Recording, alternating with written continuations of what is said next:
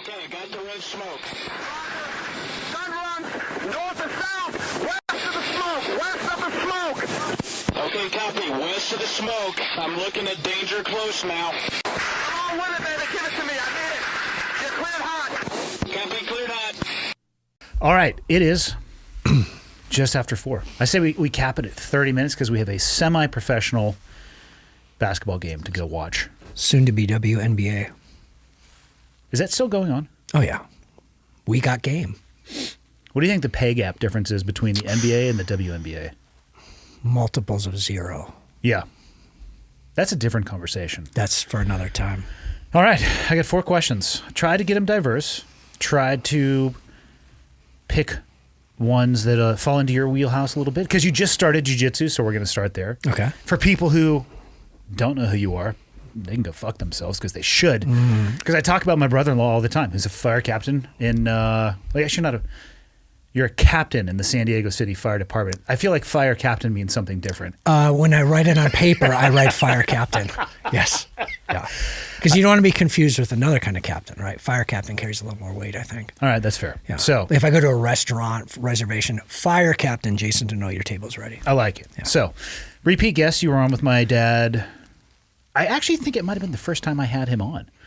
I'm not sure, but it was a great show, and it was early. He's a big fan. It was early. We did it in my office. That's right. With probably the boom headsets and just a little recorder. Yeah, many things have changed. That's when his following started. That eventful day. Now, one of your most popular guests. What I haven't talked about is how he feels like he deserves his own Cleared Hot logo with the arrowhead and a massive mustache. Also known as a dick broom. Also known as a dick broom. Yeah. Could be a hot seller. It could be a hot seller. Here we go. Question 1. I recently started my daughters, 5 and 7, in BJJ. I am starting this week as well. So it looks like the whole family's getting into this. In the past, you have mentioned you train BJJ and strength training in the beginning, or that I did do both in the beginning. Then you just switched to BJJ, which is true, because I tried to lift weights heavy. I worked for CrossFit for a long time, so I came from the conditioning world. When I first started, I was trying to do both as hard as I could. Let me just tell you, it didn't work. Punishing. Oh my God. Yeah. My theory was if I exhaust myself before class, there's no way that I could spaz out. Yeah. Incorrect theory. Right. What you can do is spaz out so hard that you make yourself sick. Yeah, I've lived that life. Have you ever, though, after a class, sat in your car and questioned as to whether or not you could drive home safely? Well, my schedule is I'm really fortunate. In the gym that I go to, I go right to work. But I can say I've driven down the street to work and seen multiple stars and wondering, like, if I hit someone, am I covered right now? Am I under the influence somehow? But yeah, it can be very challenging. It usually takes me about an hour to kind of recover and lose the haze. But how did you describe it last night? You finally had the shift between nausea and hunger? Yeah. I almost threw up while simultaneously having a cramp in my IT band. So yeah, I felt bad for the guy, but we worked it out. Yeah. If you could go back and restart, how would you balance BJ Day with strength training? He continues. The BJJ school we go to is only open 2 and maybe 3 days a week if we are lucky. It's the only gym within hours of us here in Iowa, and this is an interesting thing that people reach out about is they want to get started, but it's hundreds of miles until the nearest school. My plan is to train BJJ 2 days a week and strength train 3 days a week, focusing on the big barbell movements. I also get in one conditioning type of workout each week. Any advice on this topic would be appreciated. Also, which origin gi would you recommend for someone starting out? What was your training regimen like? Well, first off, how long have you been doing jiu-jitsu? 4 months now? 5 months? Well, COVID took me out for a month, so about 3 months. And I was introduced to it through a friend, Matt Mose, a captain also. And he actually asked me 10 years ago and kind of said, hey, do you want to try jiu-jitsu? And I just thought about, like, almost 40 at the time. Why do I want to wrestle dudes? Like, I don't get in fights. And you'd have the same color belt he would, more than likely, had you started. I can't wrap my head around that, yeah. He likes to remind me of that, though. Yeah, your friend, for clarity, is a black belt. He's a black belt, yes. He enjoys smashing me, making me pay for my poor decisions. You could have been on that journey with him. Yes. So I'm getting on the bus rather late. But prior to this, a lot of my exercise, I do a lot of cardio. I ride bikes a lot. I live in San Diego. And what happened is I was almost hit by a car in San Diego within a foot. being run over by a woman trying to get a parking spot. And immediately I just you know, I have 2 young kids and family, and said, you know, I can't, it's not worth the risk. And I had this void, and when I came up here and watched you and Leah roll or train, you guys, she was teaching over there, and then just by chance came across Matt serendipitously, and he recommended, hey, do you want to come back out? So I had a pretty good cardio going into it, and working at the fire station, we get an hour a day to work out. Relatively physical job. Yeah, exactly. And I feel this is 16 years now in the fire department, and I've kept up on trying to be healthy. I've got some really young, motivated firefighters, and so we lift weights. But the catch to that, and you've seen it, you've experienced it. I think my understanding is that a lot of new people, especially people who have strength, rely on that strength. And I was talking to Leah about it, and I was telling her how, you know, when I roll with a lot of people, they'll say like, oh, yeah, wow, yeah, like you're new, but man, you're strong. And she was saying how that's almost an insult, because that strength gets in the way of your progression. BJJ was never designed to be the strongest. Like it was the opposite, actually. Yeah, the weaker opponent being able to overcome and submit a stronger opponent. Yeah. So I think the inherent issue in the question is whether or not, if you have a limited amount of time, I think strength training is always important, especially anything where you can work on grip strength. But I think cardio is just as important, and flexibility. I find that I get into positions that my body is just like, after years of lifting and doing the standard, you know, deadlifts or push-ups, you just get really tight. And like you said last night, in jiu-jitsu, being able to relax and be the waterbed versus the board, it's a lot harder to move a waterbed than it is to move a board. Yep. So I think that, you know, some strength training is good, but also mix that in with flexibility and cardio. And, you know, you're not going to be able, I'm learning, I get smashed every day, and I'm learning you can't strength your way out of it. There's always someone. Isn't it fun to try though? It is fun to try, but that's how you almost end up throwing up on someone. Yeah. So, There's one thing missing from this question that would let me give them a better answer, and that's their age. Oh, yeah. So 5 and 7, let's say they started having kids. Well, shit, they could have started when they were 16. Let's assume 22. So they'd be 29. I think you could get away with both. And if you could only train jiu-jitsu a few days a week, I absolutely would supplement. But when you're starting off, I would back off on the weight training and go at 50% of what you think, because it's more taxing than I actually thought it was going to be. When I did exactly the same thing. I lived my entire adult life around a weight stack in the SEAL teams, because we got more than an hour a day. It was like all day, every day. Yeah. Back and buys, chest and tries, go get some. Yeah. Repeat over 2 decades. Yeah, beach workout. Yeah. Leg day was running on the beach with your shirt off. Maybe a touch of coconut oil. Hard to say. Just for the sheen. Yeah. But you will, and I've seen this and I saw it in myself, if you come at it with only strength, you're going to glass ceiling out really fast. But what you will do is fuck up a lot of people who are about your size or smaller and less athletic. But if you keep with your attributes and they commit themselves to actually learning, you're going to have about a 6-month title shot victory on them. And then after that, the nerd assassin is going to come out and take that strength and just spaghetti noodle you. Yeah, I agree. And then they've got 6 months of hatred where you've been smashing them with your strength, and they're like, oh, okay, we'll try it now. Yeah, I agree. And I do think age is a really good point. We don't know how old he is, but if he's younger, it's the younger you are, the more you could get away with doing both. The older you are, I'd be very cautious with excessive amounts of strength training and just starting off jiu-jitsu, because both are going to tax you. I literally made myself sick, and after that, I backed off. And to be honest, my body is feeling better than it has in a long time by backing off of the heavier weights. Yeah, and like I was talking about my friend Matt, we roll together quite a bit. Like you said, he is a black belt. What the higher belts seem to do with people who are making the mistake I'm making is they're just going to wait you out. You cannot go 100% for 5 minutes. Or redirect the strength and exactly. Yeah, they use it against you. Which origin gi would you recommend for someone starting out? Man, I'm not an expert on these. Do you like the gis that I sent you? Amazing. Softest gi I've ever had. Do you remember what they're called, though? So there's the Rift, which is like a 9-panel kimono top, and I swear to God, it feels like a terry cloth. It's amazing, but it is my understanding, and I'd have to check with Pete on this to confirm, that it's not IBJJF legal. It has too many panels.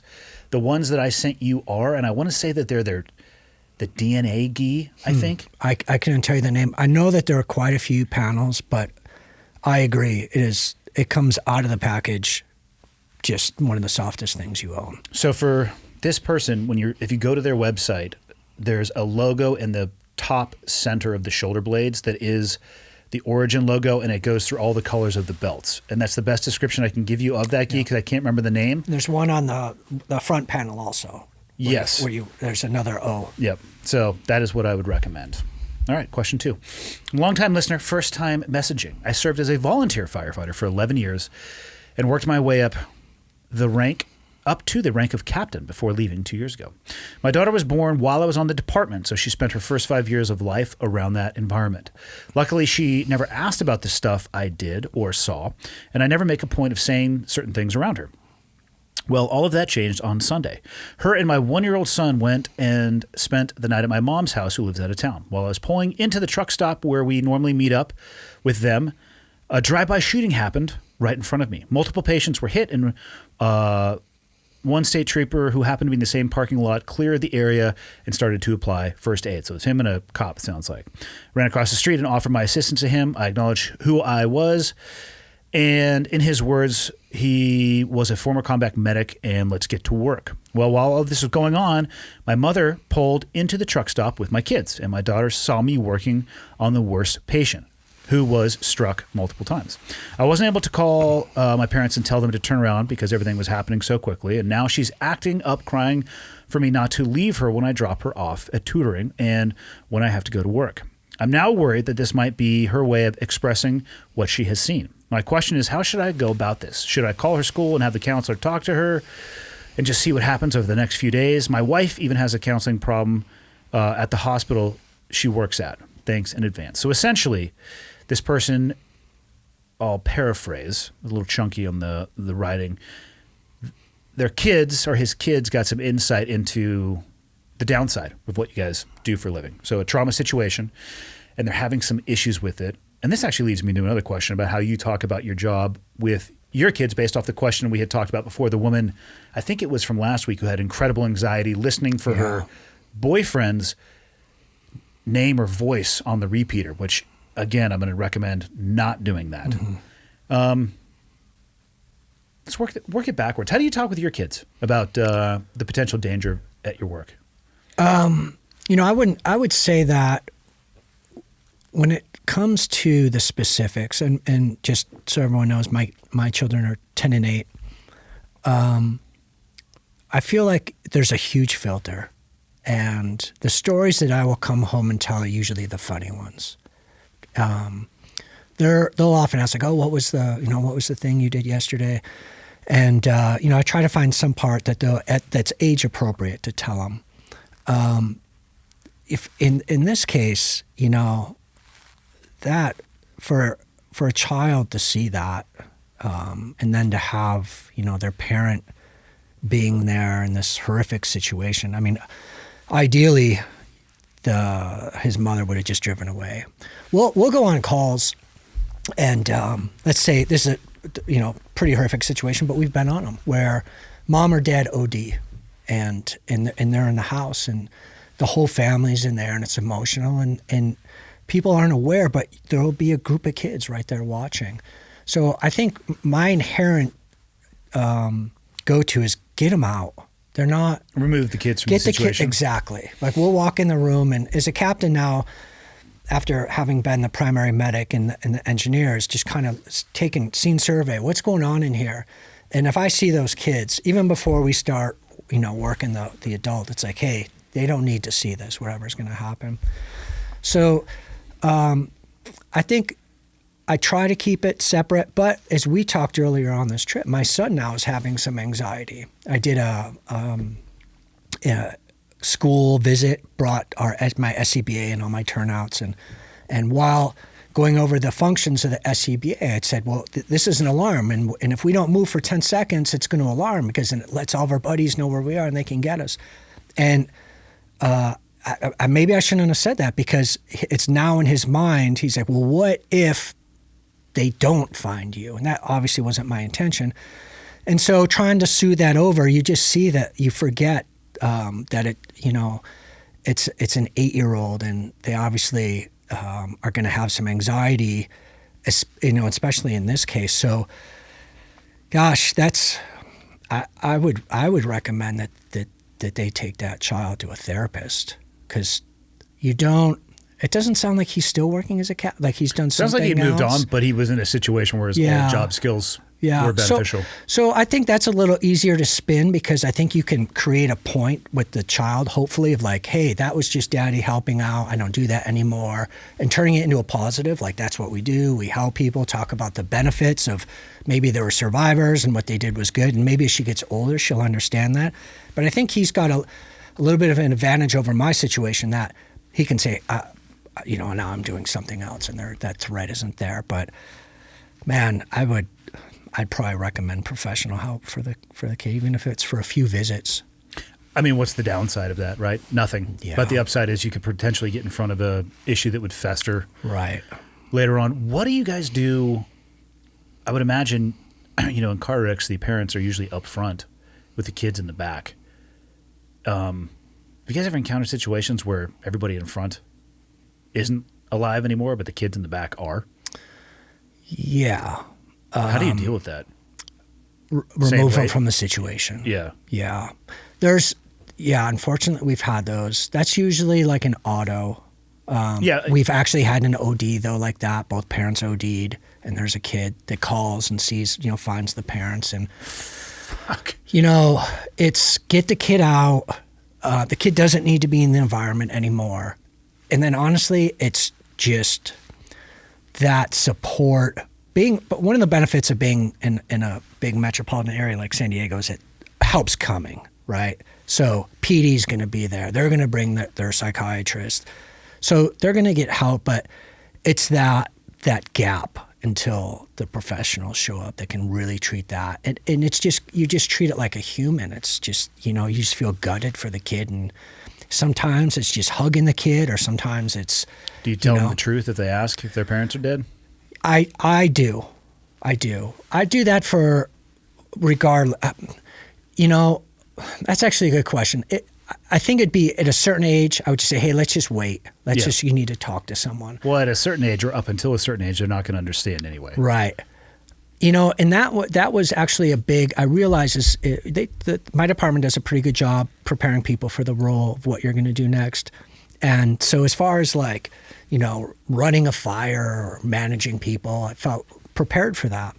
The one thing that was really challenging was the actual, especially during the beginning of COVID, being a new captain was telling people, when you're the medic or the other firefighter, the engineer, you're on the ambulance, you're very task oriented and you're just looking at this person and everything. It's just algorithms. Okay, we're going to do this, we're going to do this.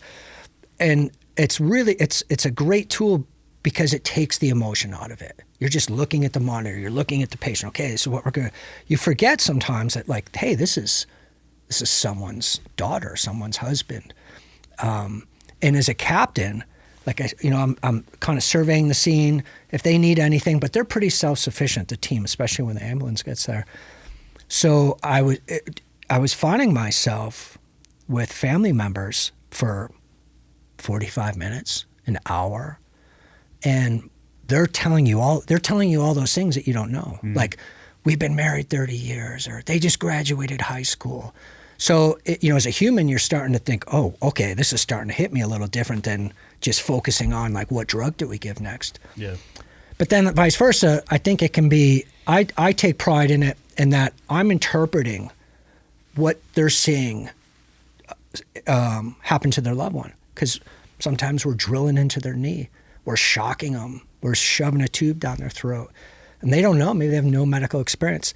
So what I try to do in that spot is just okay, hey, this is what's happening. This is what we're seeing. And you can kind of get a feel for are we going to get, you kind of, after a while doing this job, I think we might get pulses back. And you can start prepping them. But you can also start prepping them the other way. hey, we're doing everything we can. This is what they're beginning in the hospital. They're not responding, and you just plant that little seed. So then all of a sudden it's not a hammer.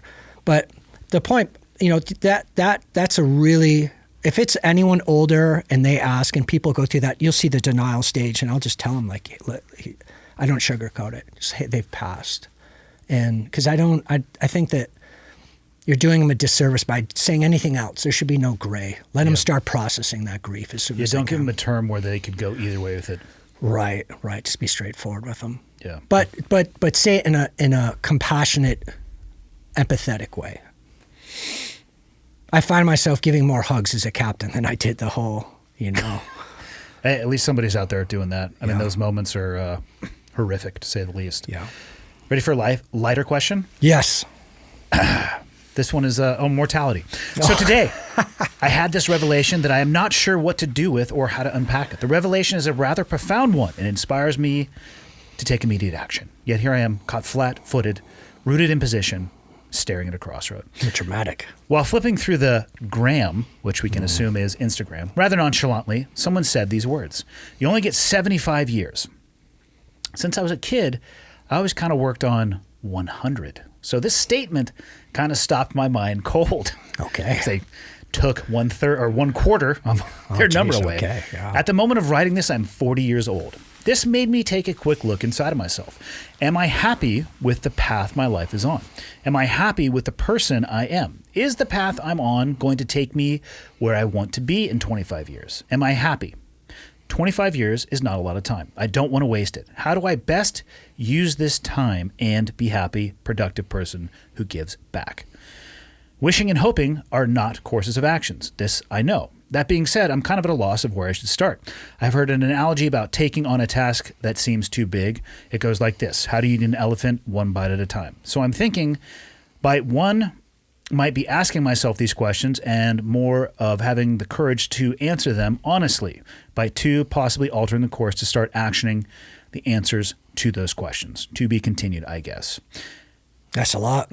It's a lot. Yeah. It's, like I said, for whatever random reason, I was thinking about mortality. I think it was today.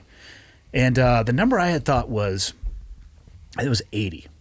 I'm like, fuck. Years. 80 years. Like, Okay. so if you only get 80, I'm 44 now. I'm going to turn 45 this year. I'm already halfway through the journey. I was like, oh, I'll just say 90. So that way I'm not halfway. But then I realized the odds of that shit's pretty low. Yeah. I might be lucky to get 65, but I have a different theory on how I'll arrive at that 65. That's just very banged up. And Your dad's doing good at 75. So you've got the genetics, right? so I've got the genetics, but this is one that I think can spin people out. I think it can spin them into incredible levels of motivation, or it could also throw them into this place of, I don't know what to do. My life is lost and I'm not going to do anything. How much time do you think spending about your mortality? Me? How Yeah. long? Well, I think most people, and I'm saying this very humbly, most people when I tell them that I'm almost 50, that I'm 48, they're surprised. Because one of the benefits of working in the fire department is we do get to work out and stay in shape, and it's always been important to me. But that said, maybe 30 more years. I think 80 is like a good number. We have a higher risk of cancer. Who knows? Yep. But I don't think, and honestly, for me, like, once you get past that 80, 85 mark, it's like, what are you looking forward to? It's like dinner at 4. Yeah. Pudding at 4:15. Which one do you want? Quantity of life or quality of life? Oh, you know what I mean? I'd go definitely with less quality. years, Yeah. but higher quality. Absolutely. Yeah. There was a thing, I forget, I was watching something, it was a alpinist or a climber or a snowboarder, but it was a woman, and she performed at a really high level, and then she got really sick, and she had a really bad experience with cancer, but survived. And the person that was writing the article was saying that, he felt compelled to ask her, like, well, you've gone through this experience. What's the meaning of life? And her reply, I don't think she replied right away. I think she replied the next day. But she said, the secret of life is to live life and to experience it while being nice to people. And, I think I'm really lucky. I think that things, just for me personally, that make me happy is a sense of community, a sense of making a difference, a sense of belonging. But then having this opportunity to live life, to come here, snowboard, jiu-jitsu for a week. I mean, you have to. I think a lot of people get so caught up in their what identifies them, and we talked about this a little bit earlier, is their job. Oh, I'm a SEAL. I'm a firefighter. Well, okay, that's what you do, but who are you? What do you do outside of that? We shouldn't identify ourselves by our jobs. And this question, I'm not sure if it kind of sounds like it's job related. I would reduce this question down to, how do you not waste the time you have left? Man, structure. Structure, or the advice I would give this person is, instead of looking at it as you have 100 years or 80 and you're halfway through, what if you knew you only had one? Would there be things that you wanted to knock off your bucket list? And if there were, what I would say is, stop thinking about how much time you may have left, because you could get Z'd out walking to your car or across the street today. Get started on them and enjoy the journey along the way. You'll probably never finish them all on the bucket list, but I know one thing for myself. I don't want to be on my deathbed full of regret. Like, I'm going to have the fucking carrot cake. Yeah. Oh, for sure. A full cake. Full cake. No, I'm not splitting this one. Breakfast, lunch, dinner. Yeah. It's going to be rough on the way in and the way out, but that's okay. That's the thing. I mean, I see a lot of people who, and this has happened to me before too, they'll put something that they want to do years away, but the goalpost moves as they get old. Next year. And then, like I said, maybe you have 80, maybe you have 55. I mean, who knows? Get started now. Determine what it is that those things that you want to do when you get to the end of the lap, and start cracking away at them. That's the advice I would give. Yeah. And I think I like having the really large, it's hard. I think I'm thinking about this obviously through my own lens, but you've got like hey, we're going to try to go snowboarding in Japan in 5 years. But next year, let's try to go to Canada, or let's try to go to Montana. So figure out what you love, figure out what your passion is, and you don't have to put all the eggs in the basket for the Mount Everest. You can, I think having those vacations, or those little achievements you're trying to knock off, in between. Yeah. I think you said it. You got to live life. Yeah.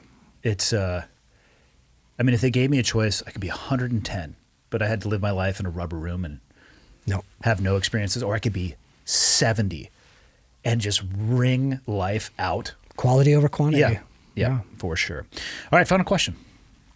I'm a 31-year-old male who is in the process of enlisting in the military. The process started roughly 3 years ago when I attempted to join the Air Force and was medically disqualified twice. Since then, I moved my packet to the Army, where I've been approved after waivers and will be swearing in shortly. I've avoided the COVID shot, and I'm a proud COVID survivor. I have not heard that term yet, and proudly wear my ribbon everywhere. Hopefully, this is obvious sarcasm. Do we have a color for the COVID? Yeah. I know that it is a requirement to get the shot in order to join the military. Essentially, I'm asking, what would you do in my position? I'm more against the shot being required on principle because of the liberties and rights we have, in parentheses, and our government should be honoring in our country.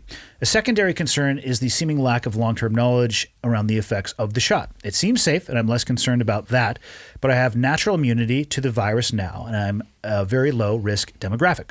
The military is something I've wanted to do for a long time, and I'm uprooting my life as a 31-year-old male to make this change, because I know that if I don't, I will regret looking back later in life. I've all but made up my mind, but I'm very curious to hear your thoughts and what you think you would do. Thanks for taking the time to read this. All the best. Wow. There are a lot of people who have a version of this question in the world right now. San Diego City Fire, what do they require to go into the academy right now? Vaccinated? If you got hired today, you would have to be vaccinated. Okay. Yeah. I'm assuming PD, probably the same? I would assume. Military the same, some government or federal jobs are the same, and there are people who are looking at trying to make these changes, and that is the hiccup or speed bump that they're kind of grinding on the bottom of the car. What advice would you give them? I think I have more.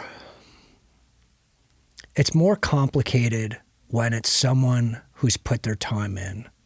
We have a lot of You're talking about a guy with a decade under their belt or something like who that? didn't sign up for this right away. Oh, they're changing. You mean the rules are now being changed? Well, yeah, underneath them? right. So they've done their time, say they put 10 years in or 5 years, and when they were hired, it wasn't a requirement. And we've had the pandemic, and now for the first year and a half, there was no vaccine, and they proudly served, and they put themselves at risk, and some of them got COVID. And now we're at a point where they're saying, hey, well, you need to get this now or you're going to lose your job. And so someone in that situation, that's complicated. Well, it robs them of making their ability to make an educated decision. Yeah. This person has the opportunity Right. to decide. Exactly. Yeah, that's a good point. So it's simple it's rather simple to me. You just have to decide what's more important. You're going to go. When this happened with us with the city, we were told, they were said, hey, look at there's not much that the unions can do to fight this. This is a 100-year precedent. They've got this. The state's got the right to do this, and for a 1,000-person union, we can't take that on. But that's very different than this case where, look, the government feels they have a right to make this choice, and what are you willing to sacrifice to give? This is a career position. Like, what's more right to you? He has the ability to say, hey, well, you know what? My personal freedom is more important. But you can attest to this. If you're talking about personal freedoms, the military is not the first thing that there'll probably be other things in his career if he does go down that pathway where you're going to learn real quick. You don't have much of a choice. Quite a few, and one of the first things that's going to happen in any boot camp is you're going to run the gauntlet of the shot lines. I'm a highly vaccinated person. My parents had me, vaccinated from probably smallpox when I was younger, or whatever normal vaccinations kids get when they're younger. Chickenpox. Right. But one of your first days, I can only speak from Navy boot camp. Yeah, they have you run the gauntlet. It's just air guns. And your shit's bleeding, and then they give you the penicillin one in the ass. God, You're just you feel great after that. Bitch. Yeah. Oh, yeah. You feel like you're going to die. Yeah. You feel like your insides are burning, but the outsides are burning just a little bit more. And you can't opt out of that. You cannot opt out of that. Yeah. But I also haven't had the COVID vaccine. I've had COVID twice, and I have no intention of getting the vaccine, but I also have no intention of telling anybody else whether or not they're right or wrong to do so, because they should be able to make an educated decision. I am at a point in my life where I get to choose. And I don't know if I could have said it better than you did. People have to decide what it means to them. So if I was in this person's position, I'm looking at my younger self now. Say I was 18 getting ready to join the Navy because I wanted to be a SEAL. That's the only thing, that was like the primary desire in my life. I would have accepted whatever risk is associated with the vaccine and gone and pursued that. With the realization that once you're in the military, you're in the military, so shit can change. They've got your ass. Once you make the decision and you cross the threshold, you don't get to moonwalk back out of that thing. Oh yeah, So- yeah. And I'm vaccinated. I have boosters. Still got COVID. Got real sick.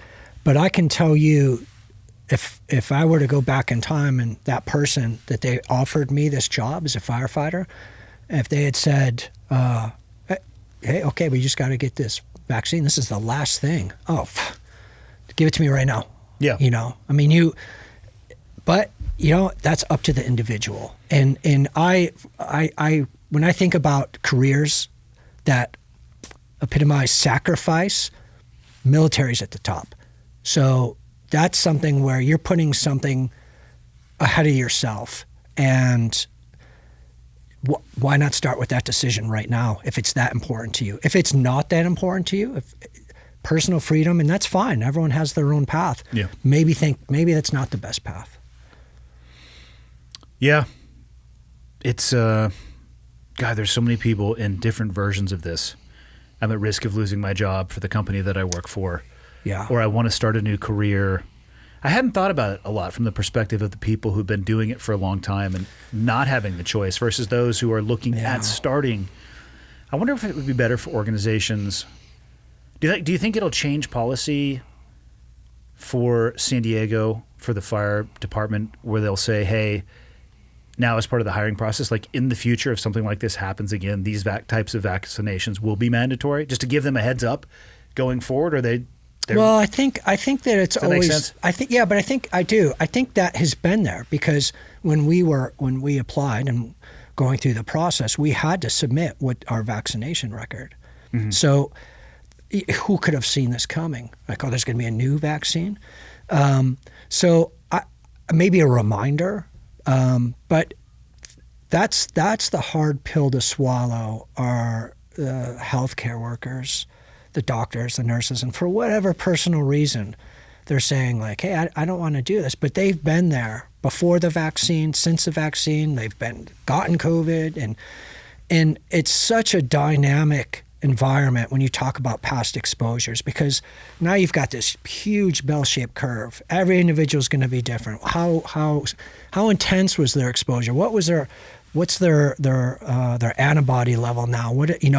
It's unfortunately they deserve that time to look at everyone, but I don't think the institutions, the government have any interest in it. I think they're just trying to make the simplest, okay, vaccines, done, we don't have to think about it anymore. And unfortunately, it causes a lot of controversies because it's probably not the best plan. Well, especially given, as your example, double vaccinated with a booster, and Omicron was like, yeah, hold my beer. Crush me.